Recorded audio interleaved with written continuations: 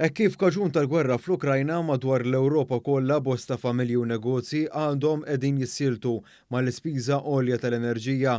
Studju li sar madwar l-Ewropa wara li fi frar li għadda l-familji f'Malta kellhom l-inqas piż jiġorru għal prezzijiet tad-dawl fl-Unjoni Ewropea kollha kemm hi. Il-prezzijiet tal-enerġija f'dan l-istudju kienu bbażati fuq dejta miksuba minn eżerċizzju mwettaq minn kumpanija li tqabdet minn regolaturi tal-enerġija tal-Awstrija u tal-Ungerija biex tiġbor u tippubblika klassifika tal-prezzijiet tad-dawl u tal-gass fost 33 pajjiż Ewropew, inklużi s-27 stat membru tal-Unjoni Ewropea.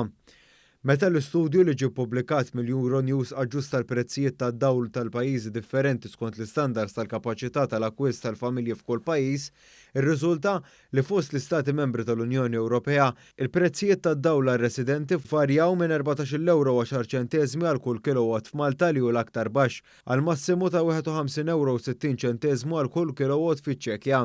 Wara ċ-Ċekja, il-pajjiżi Ewropej li r-residenti tagħhom qed ikollhom meta wieħed inaqqas l-istandards tal-kapaċità tal-akkwist iġorru l-akbar piż fl-Ewropa għall-enerġija jinkludu l-Italja, il-Ġermanja, l-Irlanda u r-Renju Unit.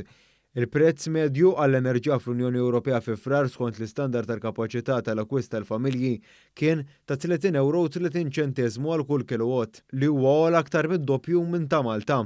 Meta l-istudju qis il-prezzijiet tal-enerġija kif attwalment huma fil-pajjiżi Ewropej mingħajr ma jikkunsidra l-kapaċità tal-akkwist tal-familji, Malta klassifikat bit-tieni l-orħos prezz tal-elettriku fl-Unjoni Ewropea dak ta' 12 euro 30 ċenteżmu għal kull kilowatt, bit-taxxi inklużi. Fl-Unjoni Ewropea hija biss l-Ungerija li għandha prezzijiet tal-enerġija orħos minn ta' Malta.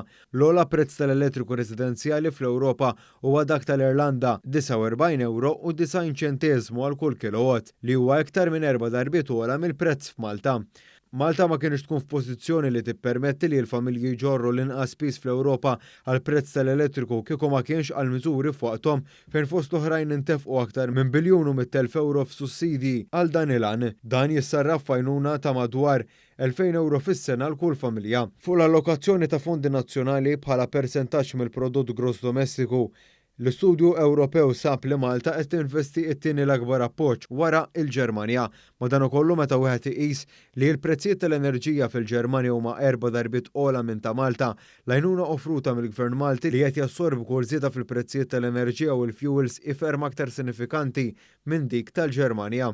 Meta mistoqsija dwar din l-istatistika, il-Ministru responsabbli mill-Enerġija Mirjam Dalli saret kif l-għajnuna li qed jagħti l-Gvern tirrifletti l-politika tiegħu dik li wieżen lill-familji u n-negozji Maltin u għawċin. Dan il-gvern ma rridx jirrepeti dak li kien ġara taħt gvern nazzjonalista fis-sena 2010. Meta rajna li quddiem kriżi ħafna eżar minn din, il-gvern nazzjonalista kien tafal piż fuq il-familji, fuq in-negozji bil-konsegwenzi kollha tagħhom. Aħna ridna li dan il-pajjiż lin-nies tiegħu wara l-esperjenza tal-pandemija hekk kif għaddejjin fi żmien ta' gwerra fuq l-Ukrajina, naraw li nkomplu nsostnu lill-poplu. U dik hija l-politika tagħna.